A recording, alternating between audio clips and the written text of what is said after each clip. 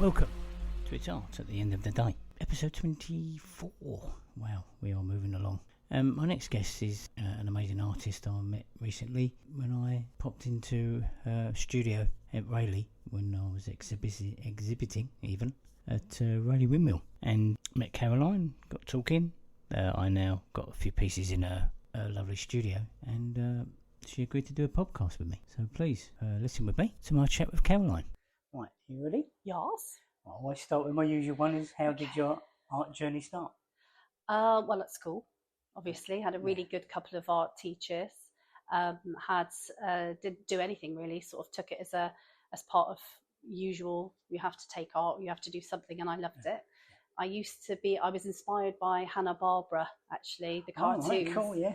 And in my summer holidays, I did an entire book of cartoons, but I didn't trace, or I did my own version. And when I took it in to see these highly talented teachers of mine, one of them said, "You've traced that," and completely tore me apart as a young child.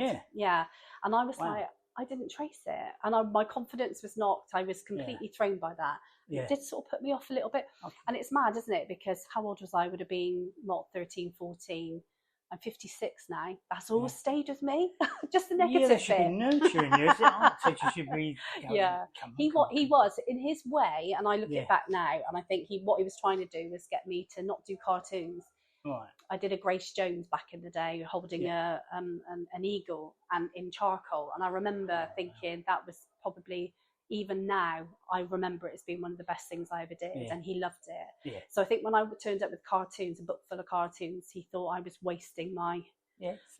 So I get it now, but at the time I was devastated. So many, Well, he was sort of, He was trying to help me, but he said it in that's how it is, isn't it? That's what adults do. And then gentler.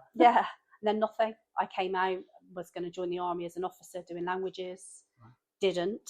Ended up traveling the world and doing lots of different things. Didn't touch art at all. Had children, married, divorced. Worked 3 jobs, worked in radio, did loads of things. Met my now husband, have a software company, and then 3 years ago, last month, was diagnosed with cancer. Oh. And that was it for me. I spent probably about the next 18 months with treatment in and out of hospital, as you can imagine. Yeah. And I remember, they'll probably not hear this, but even if they do, I've got a good excuse. The staff I have didn't really just get on with it. They were a little bit disrespectful, if I'm honest. I'm being brutally honest now. And I came back in between working, because it's our company, you've got to keep on it. Yeah. And I was devastated. I couldn't forgive them for not doing the job that I wasn't having a jolly. Yeah, no, that's right. This is tough. Yeah. And I spoke to my husband and said, I can't forgive them. I don't want to forgive them. I was very angry and said, I just want to paint. And that's it. That was it. That was it. Lovely. No training, no university, so it proves anybody can do it. And it's just spending a bit of time practicing. Yeah. And that's where I am today with Studio 3 Art. Yeah, nice. Yeah, so a bit of a whirlwind. Paint all the time? I do. This is obviously I keep my hands in with the other, because it's our company, I've got to keep my hands in there. Yeah. So I don't work on a Monday and a Tuesday. Tuesdays I teach in the studio, but on a Monday I pick up my role there, and I've got some good people in place that just do what they're supposed to do. Yeah. And the idea for me is I'm in a much better position than I was when I first threw my toys out the cot, for obvious reasons, and decided I don't want to touch it, I don't want to have anything to do with it anymore. I just want to paint. Yeah. And I think I'm in a better place now, and so I keep my hands in there. But pretty much as you saw when you walked in to see me today. Yeah. There's a paintbrush in my hand. I'm covered in paint always. Nails look horrendous. And all my tops and everything's got paint over it. But apart from that, that's all I do. Do you find that helps you through your life now? You've discovered. I say discover painting you was anyway, but it was the best thing for me. Yeah. It was genuinely. I know. I count myself as extremely lucky. The sliding doors moment over that diagnosis and how it got me to this point now. I was very lucky. Yeah. Friends of mine who were diagnosed at the same weren't so lucky. So I count myself that I am doing something that I absolutely love. We talked about this before we Yeah. did started this. Yeah. Am I going to be famous? No. No. Will I become a millionaire? No. No. Will I be the next Banksy? Absolutely not. But has my mental health improved? Yes. No. Am I having the opportunity to come in here and smile? Yeah. Put my music on, dance like I think the first time you met me, I was singing and dancing in here whilst throwing paint around on a canvas, and that's pretty much it. Yeah, it's nice, though, isn't it? It's, yeah. I think a lot of people either find art through mental health or unrealising that the art helps them mental health. 100%. And it's, I massively encourage it in anyone. And the madness, not the madness actually. What I was really surprised about is people's. I talk to people. I mean, I've put it out there now, and I'll be brutally honest. For the first 18 months, I couldn't even say the word cancer. Yeah. But then when people were coming to me and talking to me and saying, "Oh, I'd love to do art," and I said, "Well, you should." And I was trying to, when they said, how are you doing it? Same sort of questions. It sounded like I was being a Debbie Downer, and I'm like, it's not. It's massively positive for me. Yeah. And if there was one moment in your life where you just realise, actually, that life's too short phrase really hit me right there. And I absolutely, people come in and talk to me about it all the time. I still have treatment. I go in next Tuesday, and then again, and it starts again. So it's a constant thing. It will still be there. I honestly don't know. That's the truth. I'm in the testing process, but I'm in this situation where I'm in the system, as it were. So things are being monitored, and like I say, it's a massive positive. I could have been a lot worse, and I've seen a lot of other people that didn't quite have the same sort of outcome as I have. But from a healthy point of view, my mindset, lifestyle, a whole lot changed in that awful moment when I found out I had it, and to where I am now, 100%. Because now, well, you're a photographer. You've met many artists, I'm sure, and we're all there going, right, if I do that, I'll ruin that canvas, so I'm not going to do it. And I do it. Yeah, I think you should be daring and it's worth giving it a go. I don't care. If it ruins it, what's the worst that can happen? I just do another one. Yeah, that's right. And I think I've thrown a little bit of more caution to the wind. It's just thrown it out there. I don't care anymore in that sense. Yeah, so creativity flows. Exactly that, isn't it? It's creativity. I think you should push yourself, dare yourself. Yeah, just even do to do a genre you've never done before, maybe. Yeah. I always think that is it, isn't it? You've got to always push yourself. Yeah. Like you say, what's going to happen? You just either paint over the canvas or delete. Yeah. And start again. Yeah, exactly. Yeah, that's the worst. Yeah. What do you mean? I see you're doing acrylic there. Is that your main medium, or would you use oils? Stuff as well? I did oils once. I did one oil painting that took me months. And I've realised in that moment that I'm an immediate painter. If I don't see the resemblance of something, forget it. So I do quite a lot of abstract, and a lot of what I do are huge pieces that are people commissioned for their front room or hallway or whatever, something really big and a massive piece like that. So if I don't see the resemblance of something, and I don't mean necessarily a face or a scene or something like that, but something that doesn't pull me in, then that it's gone. I have to get over it. And with the oil painting, it took so long to dry. Oh my God. I was like, will it just hurry up and end? And it was actually, it's the painting of Tower Bridge, which is on that one there. You've seen it. Nice. It's really intricate. And it took ages to do. And I went, that's me done with oils. Sorry, not doing that again. So I do work with ink, and I really love ink. I love the way the ink moves and how it, especially on big pieces, I really love the flow. And when they interact with each other, the colours are tremendous. Whereas you can get that with acrylic pouring. You can get similar sort of flows. But with inks, it's just beautiful. And I do a lot of watercolour.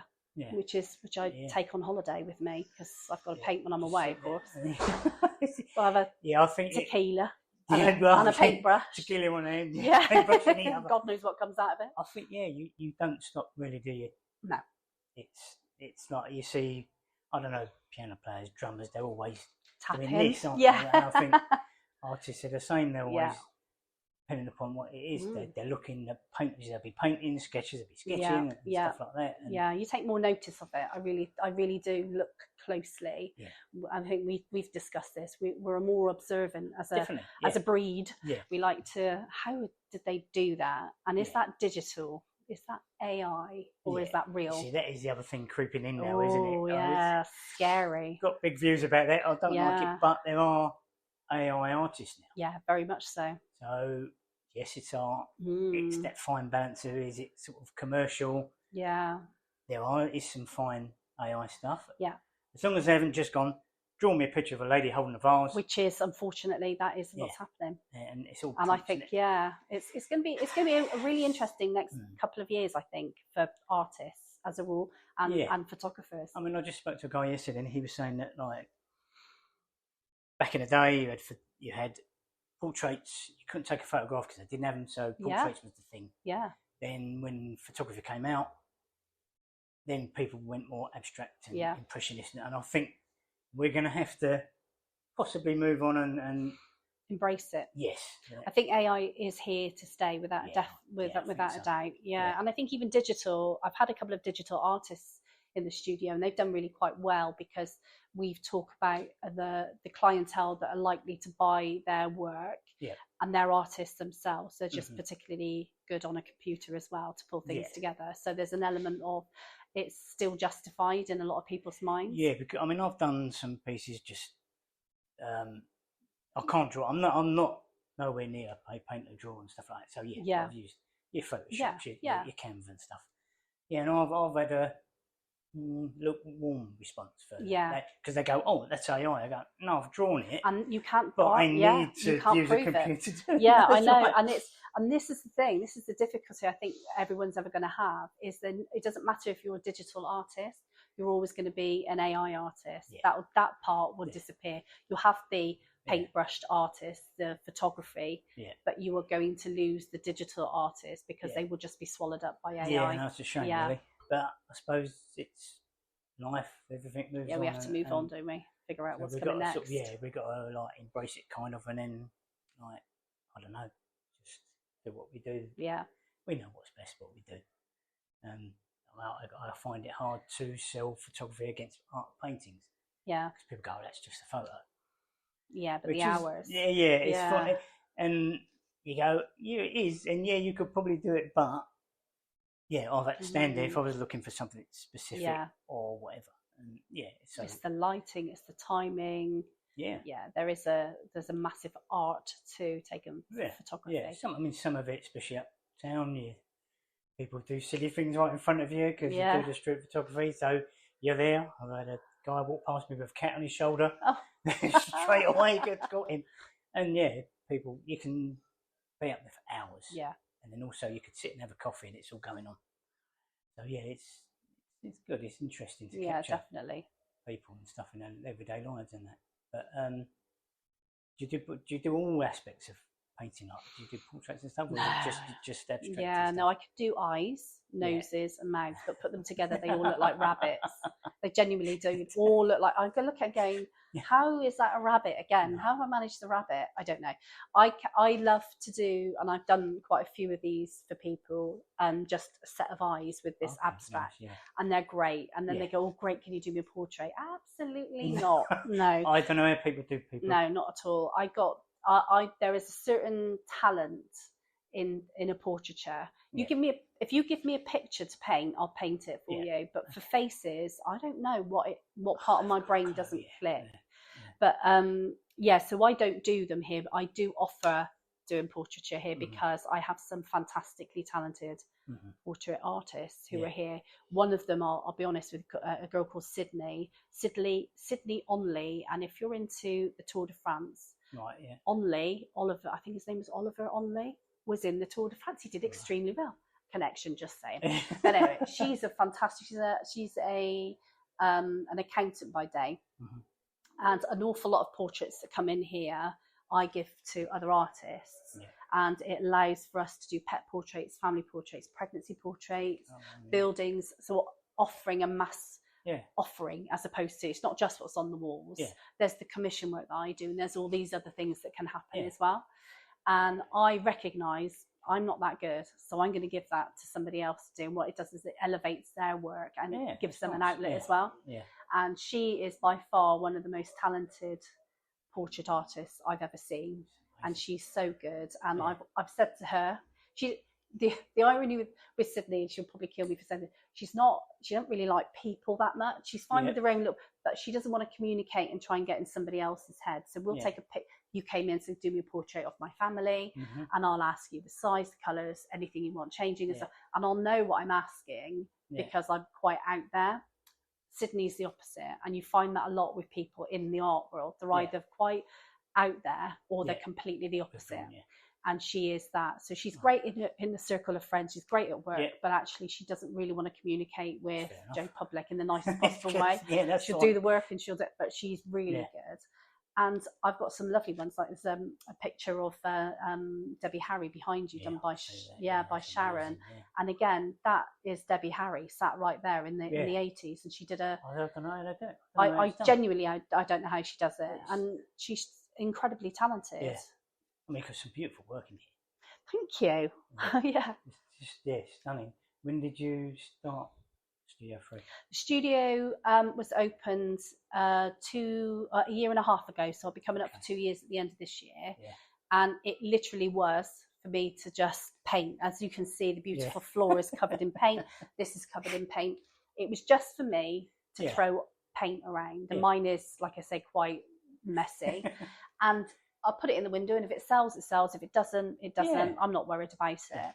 But what happened is the archways, as you can see, do lend themselves quite nicely to having displays. Yeah, definitely. So a few other artists then started coming in and saying, could I display here? Would you mind? And I said, well, okay, we'll try it. It wasn't meant to be a business. It didn't start off that way.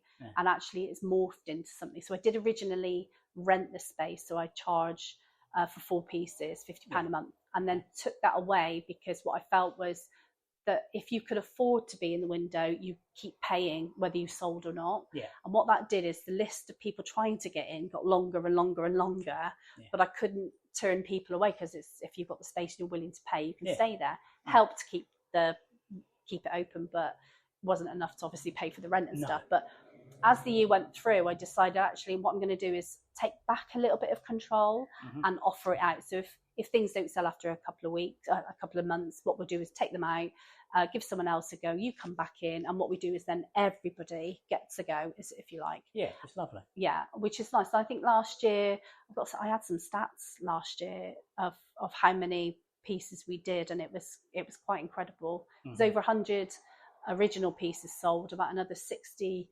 commissions were taken, and then the artists who displayed in here also sold about 45 pieces between, and it's just great because that's just an extra avenue for them and an income. Right. It's difficult to find exactly exhibitions and galleries and places I'm constantly emailing and calling and they've got their own little criteria, and it's quite clicky, and I'm going to say that because it is really clicky. You need to know the people, you need to have followers, you need to have all of that, and that's just not what it should be about. It should be about genuine talent and the will to want to do it. Art fairs as well. And they're expensive.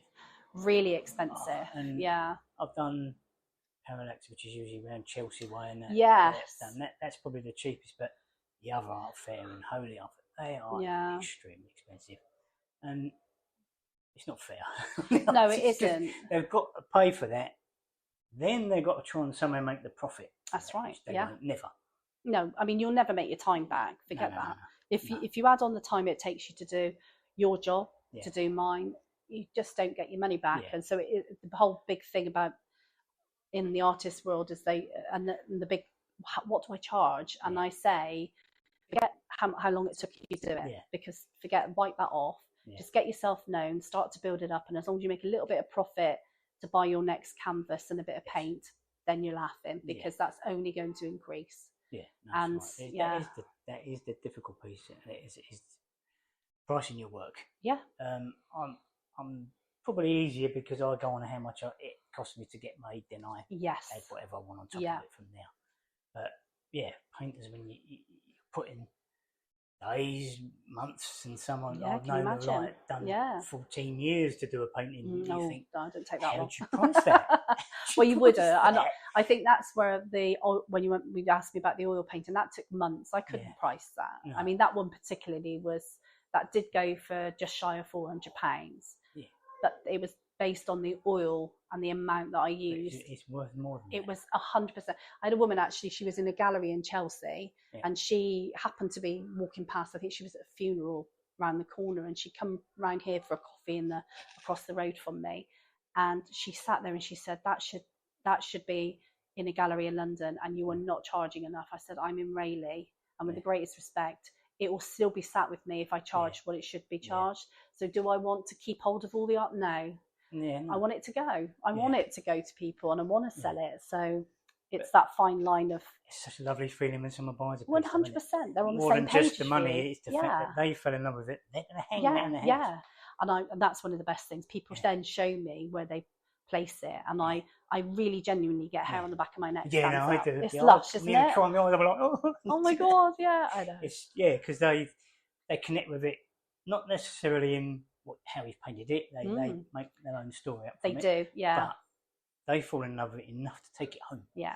And I think it's amazing. And I think it's great. Yeah, they didn't go to IKEA to get one of the millions of mass-produced versions of whatever it is. They bought local. They bought from somebody whose passion is on a canvas or in a picture, and it's there for in their home, and that's special. From meeting people like yourself, how passionate everybody puts in their work, and it's totally kind of changed my life meeting people, discussing. And it's amazing, and I've been inspired. But it's that when someone takes it home. Just first time a lady bought mine, I was in Chelmsford in the Meadows. Yeah. And she said it was up for a month, got taken down, and she was telling her husband, "Oh, I really like that piece. Go and buy it." And they went there. It was down. But she's seen my business card there, found it on the website, and she says it fills her with joy every time she walks past. I love that. And it's amazing. Yeah, that's such a lovely thing to say. Yeah, and she texted to me, and I was like, in the cog. Oh, but it is a genuine, it's like... That feeling. I never thought that I'd be like, I've sold it, I've got some money for it. But no, it's not. I'm getting... they live with you, don't they? Those moments. I did, there was a piece that I did when I got diagnosed, and I remember I did it and I loved it, and it sat on the back of the wall because I actually didn't want it to sell. It was behind me, and I'm not going to sell it. I think I'm going to put it up. I'm not going to sell it. And actually, it inspired a commission from a lady who was down visiting. She lived in Glasgow, and her husband loved it, and said, "Can you recreate it and send it to Scotland?" Which I did. I was terrified, absolutely terrifying to do something of the size. It was bigger, so we're talking 2 foot by 1.5 foot. That's how big it was. I couldn't pick it up. It was so big. I had to get people to. It was huge, and I'll be brutally honest with you. It's the biggest one I did, and I said, right, I'm actually going to charge, because if I don't do it, I don't mind if I don't do it. And I was really like second guessing myself, because I did this, and it was a grey piece. It was me, and it was it was just the mouth and the nose, not the eyes. Didn't look like a rabbit. And then all this colour was coming from my head, and it was a pour. It was lots of electric colours coming out, but it was predominantly grey and shading, and it was me, and that's how I felt. I felt completely washed out, grey, but in my head was all this colour. So I painted it as it was and put it on the back wall, and did this commission for somebody, and it went off to them, and they absolutely loved it. Terrifying. Never do anything that big again. But some guy was sat in the cafe across the way, and he saw it, and he came in and said, "Is that for sale?" I said, "I'm not sure." And I genuinely went, "I'm not sure." And he said, "I love it. That really speaks to me." And I was like, "I'm not really sure." And I was really caught in very personal, do I want to sell it, or do I not want to sell it? It's in here, so it should sell, because we don't have it in here if you're not going to sell it. And I ended up telling him the story, and he looked at me and he said, "I promise you I'll look after it. And that's promise lovely. You that it really talks to me what you've just told me." And he bought it, and I let him buy it. And he showed me the picture of it, and he comes past every now and again, pops his head round the door. That's really nice. And it was lovely, but it was a case of that I really wasn't sure I wanted to let it go, because you get emotionally attached to these things sometimes. Wow, that was one of them. Brilliant. That's lovely. Again, he's seen it, and it's it struck a chord with him. Yeah, something with him, and he didn't tell me his journey, but there was clearly something that spoke to him about what he was seeing. And when I told him why I painted it, he bought into the same sort of emotion that I was in. So there was obviously something there that he was working through. And I just but that happens a lot. It is an emotional thing. You connect with something, I've got to have it. And I liken it to me in a pair of shoes. Jimmy Choo shoes, for instance. I've got to have them. I mean, we invest a lot of ourselves within what we do. So, and I think that's what it is. It's very emotional. From the person buying and also the artist that's creating. Definitely. Commissions, I bet that's pressure, isn't it? God, no, there's no, it is and it isn't. The hardest, I thought that was the hardest one I've ever done. Until I had a lovely lady come to see me months ago, and I finished it about a month ago before I went away on holiday. So just sort of like June. And I got to be honest, I'm fine. A bit like I said about Sydney, not necessarily wanting to draw out of somebody what they're trying to achieve. So she had a real fixed idea in her head about what she wanted to see on this canvas. And the key things were her boys and 2 dogs and another dog that had passed away, and her walking on a beach. She had this image. So when I said, okay, that's great, that's the heroes, great. And what about the background? And what about, what colours are we using? 16 pictures later of, I like this, I like this, I like this. And I'm like, which one? Which one? 100%. And I think that's where the commissions become difficult, because you really have to then go, I'm trying to get into your head. Let's sketch it. Let's narrow down the options here, and then let's do a palette. And that was the hardest commission. She loved it, but it was one of those. And I don't know about if you've done. I don't know. Do you do commissions in photography? I suppose they don't class it as commissions as photo shoots, isn't it? Really? Yeah, it is, I suppose it's exactly the same, isn't it? So when you get them and and there's silence. Normally, somebody comes in and I do the whole big reveal. I've got a red cover that I put over the canvas. It's on an easel. When they come in, I reveal, and they can't fake it. I look at them when they're looking at the picture, and they can't fake it. If they hate it, it's there to see, because you can't fake that. Thank God that's never happened. This lady, however, I took, and it was like she could play poker. Nothing. Absolutely nothing. And I'm looking at her and I'm going, oh dear God, this is the one. This is the one that's going to make me second guess everything. I'm not good. I'm rubbish, blah, blah, blah. We've all got inferiority complexes as it stands, don't we? And she stood there looking at it for ages. And I thought, I'm not saying anything. I'll let her just absorb it. And then she walked forward and she went, I love it. And I went, oh my God. I said, luckily we built up a rapport. I said, please don't ever play poker. Well, I said, go and play poker. I said, you'll be brilliant. I said, because I can't tell that from what you're saying. But she stood there for about 10 minutes, and then the smile came and so on. But that was the hardest one, because she wanted everything, but didn't know what she wanted. So she had one idea in her head, but had about 18 different or 16 pictures that she sent me. Wow, of that. So that's really hard. They're not normally like that. You think, no, she hates it. God, I did. I did. It was very much like, I'm not sure about that. But on the whole, normally it's tears. Normally it's, I definitely get the hugs. Some of them are really interested because sometimes they buy them as presents for a partner, and that's interesting. You've got kind of 2 people. Because I don't know what the partner. I don't know. I've really got to hope that the partner understands the part that they're getting the commission for, because if they don't, then that can be quite interesting. It's difficult to please 2 people. Especially you've seen the person who wants commission, that's fine. But like you say, the partner, you don't know them. I've got no idea. No, I won't meet them. I mean, they do, most of the time they come in and they say, it was brilliant, I loved it. But if they're not from around here and they're sending the picture, when we've got stuff in New Zealand, Australia, America, all over the place. So I don't always see, I don't see that result when it finishes. I don't see who sees it and how they react to it. But that is, it's not the easiest. No, I mean, again, I have it easy because we send contact sheets off with how many usually, so you say they want 20 photographs, you usually send them 40, and then Yeah. they pick from Yeah. that sheet. So you don't necessarily see their reaction at the Yeah, time. yeah, They might yeah. be on the other end going, "Don't like that, don't like that, don't like that." Luckily, I've had a few people go, "Yeah, I want them all," and That's stuff brilliant. like that. So Yeah. yeah, I can understand. But again, it's that emotion. Yeah. I think more with painting and photography. Yeah. The only thing I think would be weddings if you ended up Oh, cutting the people's heads off and yeah. stuff. God, can you imagine? But my wedding photography would be different anyway because I'm more candid Yeah, I like that. than groom and Group. bride shots and yeah, no, it's hug not and for kiss me. together. Just carry Yeah. on.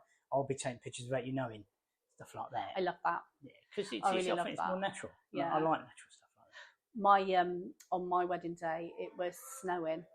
Oh wow, And yeah, that'd be good. you think, would Yeah. you? I mean, the pictures look great, I have Yeah. to say, and we had to throw all the ideas out the window because of the snow. Yeah. And the dress gave up the ghost after about 4 hours. So I ended up cutting the cake in jeans and a t-shirt. Oh. It was in that sense. It was memories, really Yeah, funny. no, exactly though. But we did snow angels outside wow. in the wet, because the dress was ruined because of the snow and it was too heavy and blah blah Yeah. blah. It's horrible. But luckily, the photographer had to go. Right, forget everything we planned. We'll have to go and do something different. And I really loved what he did in the end because it was candid, it was different, and I love that. Yeah, it's more natural, isn't it? Yeah, definitely. It's not what you wanted, but you got memories out of it. Yeah, it's welly boots, snow angels, and umbrellas in the snow. It was lovely. hilarious. That sounds really yeah, good. yeah, it was funny. It was really funny. Nice. That sounds amazing. Yeah. Other than here, do you exhibit? I don't actually. I think the plan would be to actually try and get into a gallery at some point. Yeah. I never really have enough time to do that because this is, and again we mentioned this before, it's turned into something bigger than it ever meant to be. Yeah. It was meant to be a haven for me to come in and just paint. Yeah. And actually what it's turned into is managing other artists, their expectations. Yeah. Social media, wow, vein of my life. You spend more hours trying to do that than anything else. Yep. And because locally, in Rayleigh especially, there is a real passion for art, and all the local councils and groups and so on, they really embrace it. And I recently helped organise the Rayleigh Art Trail with a lady called Danielle Belton, and it only ever done it once before, and it wasn't a very good success. So in my business head, it absolutely has to be a success. Yeah. Unlike here where I throw like whatever, la la la. Yeah. But when it comes to organising anything, oh God, like minutiae, there it is. So we had 6 weeks to pull it together, and it was brilliant. And the fact is that we had 22 artists and 26 venues in the high street take art. Yeah. And nice. We didn't have enough time. If we had more time, I would have included photography, more crafting. Yeah. We'd have done workshops. We would have arranged trails and stuff like that, like organised trails for people to go on, and a whole raft of other things to do it. But it was deemed a really big success. We raised money for charity as well, and overall, it was a successful event. And I think that things like that have suddenly, will you do that? Will you, because you get known for it? Yeah, it's lovely because. Again, I'm guilty of being the typical person who goes, "Oh no, I don't get that," but now I do. Yeah. But yeah, it's nice to see art being pushed more than it has before. I think. Recently from the art trail, ironically, a couple of the teachers at some of the local schools around here, Fitzwarren and Swain, Fitzwarren asked me to go down and have a look at their A-level students, and I was gobsmacked, like genuinely. I was blown away by the intricacies. There's a couple of students in there that are doing almost like Da Vinci style artwork, and it is so good. Yeah. And again, I went back to what my teacher said to me: "Did you trace that?" And in my head, I figured, "Don't say that out loud. No. Don't say that out loud. Ruin her for the next 50 years." But so I look at this work and I'm thinking, what is coming out of these schools? Amazing. And how great is it? Because art, when we were growing up, you'll never make a career out of it. And the irony is, if you don't have that attention to detail in all the jobs that you do, art is actually a massive part of every part that you do, including technical drawing, which we had then, and going into architecture and having the creativity to create something, whether it's a spreadsheet or whatever. It's still, I look at people that not necessarily have that vision, so you can see it, Mm-hmm. and you compare it with somebody who's a bit more creative, and Yeah. they have more flair about what they're producing, Yeah. and that's in everything they do. Yeah. So when I see the schools really embracing art and allowing students to go with it, I'm really excited to see what's going to come out. So yeah, it's amazing. It's just, I don't think it'll ever die. no, I think it's only going to get stronger. Yeah. I think that, like I say, mixing that now with AI, which is computer based, I think there's only going to get a different style. It's unfortunate because we could do with less. Yeah. But yeah, I know it's wonderful, and it's nice to see emerging people. And Yeah, definitely. I met a guy at a recent exhibition, which I'm going to be hopefully talking to soon. I just text him, and yeah, he's amazing. He does sort of abstract people, Yeah, and impressionist, I suppose.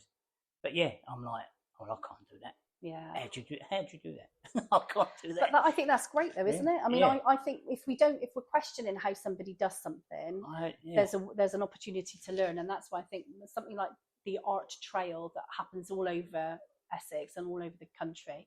The art trails allow for different exposure of different styles, Yeah. and if the workshops allow that to happen, but involving the youngsters, because there is so much talent in the schools that they don't have an outlet for it. And again, I do get a lot of parents that come in, oh, she really likes doing art, or he really likes doing art, but there's no career in it. And I'm like, oh, don't say that, because like I look at how the technical, especially somebody that's so that intricate when it goes to like a Da Vinci style drawings and the real iconic body parts that people can draw, and it's perfect. And I think that right there is an architect.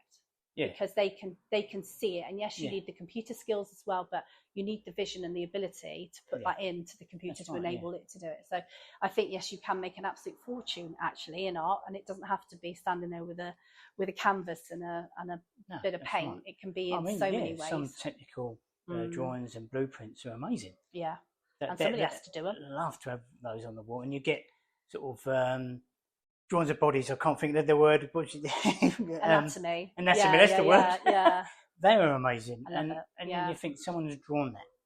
And that's, again, another form of art, isn't it? Yeah, it's perfect. Yeah. It's like I say, these students, especially there's one particular girl, I forget her name, but down the school there, amazing. And these are the sort of people you really want to go, and she probably doesn't know it yet. Yeah. But she's going to do very well if she carries on doing what she does. Yeah. I think there is a career, but it's a very hard career. Yeah, but it's with everything, though, isn't it? For love, isn't it? Yeah, you've never. I mean, galleries, for instance, there's a criteria for galleries. There's again, it's based on what's behind you, money wise, and who you know and what you know. Yeah, it's not necessarily. No, you've got to be marketable for them, and I think if you have to be able to engage, and you have to have a story for every piece of work. Yeah, galleries are a totally different breed, and I think the test for me, I think, would be I would want to try that, and just to see how far I would get with it. Yeah. If I succeed, I don't care. If I do, it'd be great. What a laugh! Well, it's got worth a try, isn't it? Yeah. Just for the opening party, the champagne. Space here. Yeah. All the old private views. Yeah, exactly. View. Yeah. But I think this is amazing what you got here, because I see. Here I was in the windmill. Yes. And just come down here, but I think it was closed then. But I thought, oh. So yeah, I think and it's just such a good outlet. Personal, I think. Definitely. Well, that's how I've wanted it to be. Yeah, it's not so gallery as being sort of a bit snotty. Yes. It's approachable and nice. It's for everyone. It looks like a studio.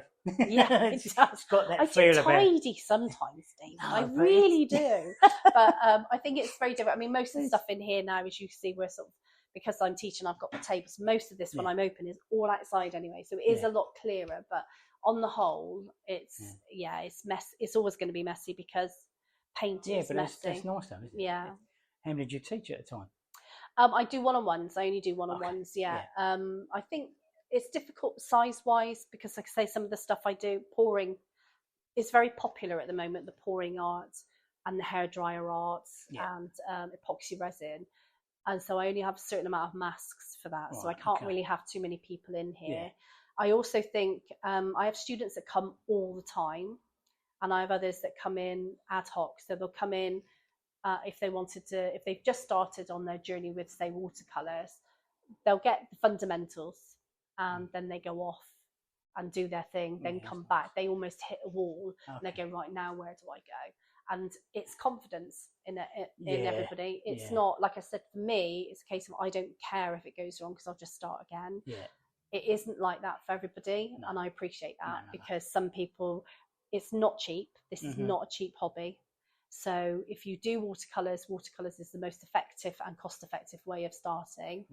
But if you use rubbish paper, it doesn't work. No. So you have to invest in basically good paper, and then a decent set of watercolours, which will last you a while, actually.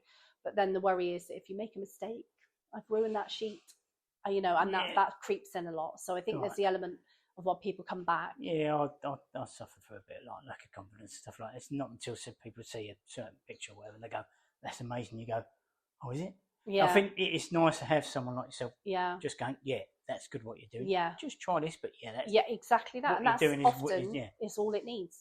Then they go away again, and then they might come back. And I've had a couple of ladies come to me and do pouring, but they want to do long, and that's fun. So the pouring side of it is layering art, and there's an element to that. It just looks like you throw it together, and it really isn't that easy. If you see anything on TikTok or if you see it on Instagram, they look so easy, but it's the hours of mixing the paint beforehand, preparing the canvas before anything goes near it. That bit is never shown because it's boring. So when you throw the paint on, it's like, wow, I can do that. No, it don't work like that. No, it doesn't work like that because all paint is different. How do you prepare canvas? Well, you gesso it. So if you look at a canvas normally, it's quite bobbly. Even if I spend a bit of money on the canvases because actually it really makes my life a lot easier. And so you have to. It can be up to 2 or 3 gessos over the top, which literally covers the paint and stops it from bobbling so much. I don't do that for ink because you actually need it to go into the canvas. But for any of the bigger paintings, for instance, you absolutely do. Each one of those has to dry, and then you have to lay on again. So you have to prepare it. So if you imagine there's hours, and then you have to wait for it to dry before you can do anything. And then when you pour, you have to have enough paint mixed. And if you think of the size of a canvas, a normal size canvas, some of the bigger ones that I do, 100 by 100, that's a lot of paint. And that is a lot of, especially white paint, which helps it to flow. Or black paint, depending on what the base colour is. And then all the other colours then layered on top of that. It's a lot of prep. It's a lot. And it is. I mean, to do it doesn't take me long, but actually it's the preparation that takes a long time. And the cutting corners, I've thrown canvases away because I've cut corners. It doesn't work. So I've tried to do, I'll just do one layer of gesso. No, forget it. It doesn't work. So you really have to, there's an element of being really, what's the word I'm looking for? You have to just hold your horses, fella. Stand back, do it, follow the process, and trust that process because you've mucked it up before by cutting the corners. Got the patience for that. Well, you say that, but then you stand there waiting for the light funny to though, come. Isn't it? I know. It's different patience, funny, isn't it? Because a friend of mine see what you put on your Instagram, but your pictures being there saying that is patient. She texted me and gone, no, you're not. I go, no, I'm not, but I am one of the things like that. It's right. It is. There is a patience about it. Yeah, true. I suppose I am. But your accent isn't Essex. No. Bristol, my lovely. Bristol through and through. I married an Essex boy. But I'm originally born in Bristol. You're a bit new, but and I lived there pretty much all of my life, to be honest, in a place called Yate. When I lived there, it was called Yate because it had to sound a bit posher. Can't say I live in Yate because that's how it's pronounced over there. So Yate, when I lived there, and I started working in Bristol. Worked in Bristol for a long time, went to school in Bristol, and then went to Swindon.